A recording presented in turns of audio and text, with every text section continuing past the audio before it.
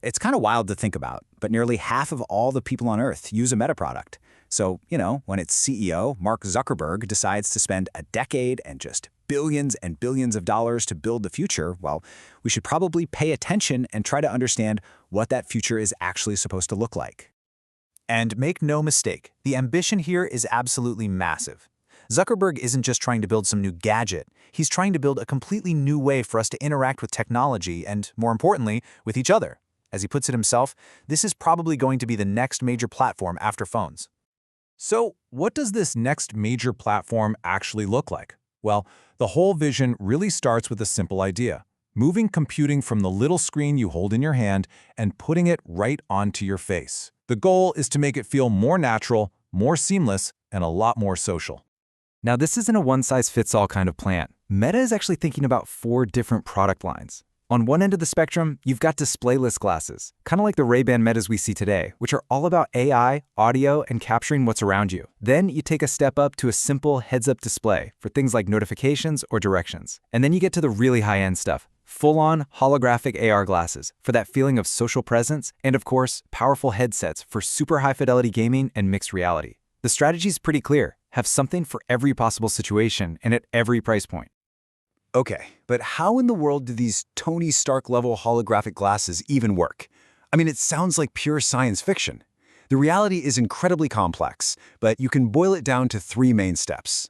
First, you've got these teeny-tiny microprojectors that literally shoot light into the lenses. Step 2, the lenses themselves have these special displays called waveguides, with microscopic etchings that catch that light and shape it into holograms right in front of your eyes. And finally, a whole bunch of cameras and sensors are tracking both your eyes and the world around you, making sure those holograms are locked perfectly in place with your view of reality. It's pretty amazing, and it's the result of over a decade of research.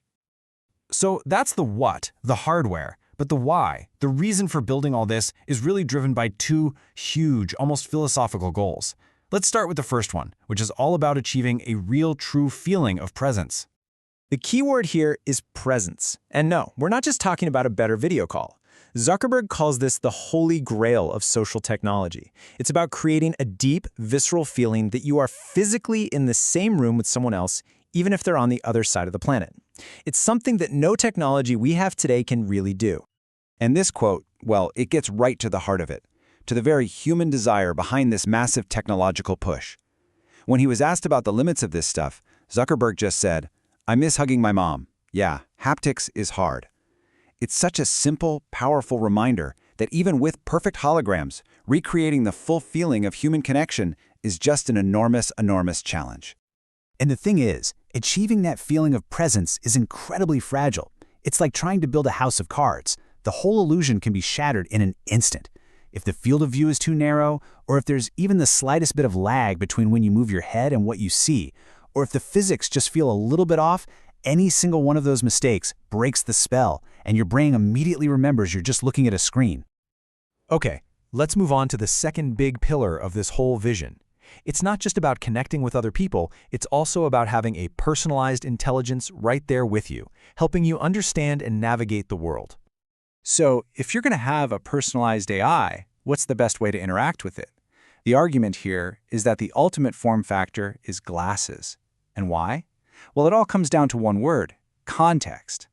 Glasses are in the perfect position to see what you see and hear what you hear, giving the AI all the real-world information it needs to actually be useful.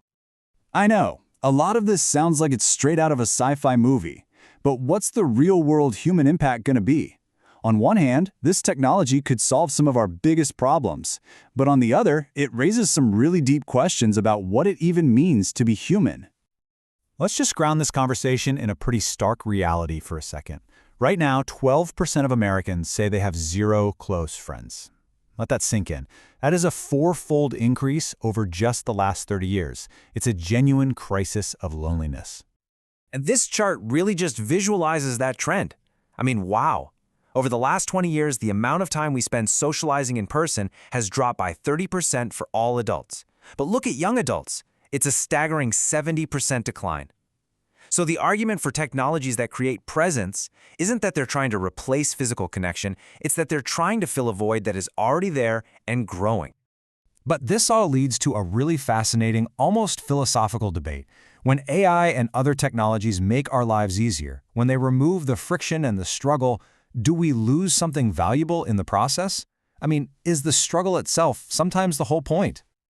Zuckerberg actually explores this tension himself with a few great examples. Take language. A universal translator that just removes all barriers between people. That feels like a clear, undeniable win for humanity, right? But what about coding? An AI can help us create incredible things, but the struggle of learning to code is what teaches you rigorous logical thinking. Or how about emotion? An AI might be able to help us perfectly articulate our feelings, but isn't the struggle to find the right words a key part of how we grow as people? It's really a question of which mental muscles we want to keep building and which ones we're okay letting a machine handle for us. All right, let's bring it all together in our final section. Because the road ahead for all of this stuff is defined by one huge strategic debate and one massive, completely unanswered question that's going to shape the next decade of technology. So that big debate is all about how AI should be built. Should it be open or should it be closed? Competitors like Google and OpenAI are building closed, centralized systems. They argue it's safer to limit access. Meta is taking the exact opposite approach, going all in on open source. The argument here is that when you make these models available to everyone, you get way more innovation, way more researchers poking at them to find flaws, and ultimately safer systems over time, which is exactly what's happened in the software world for decades. And that leaves us with the single biggest question hanging over this entire field. We know that right now these AI models get smarter the more data and computing power you throw at them. But will that keep going forever? Or are they eventually going to hit a wall, a plateau, where they just stop improving?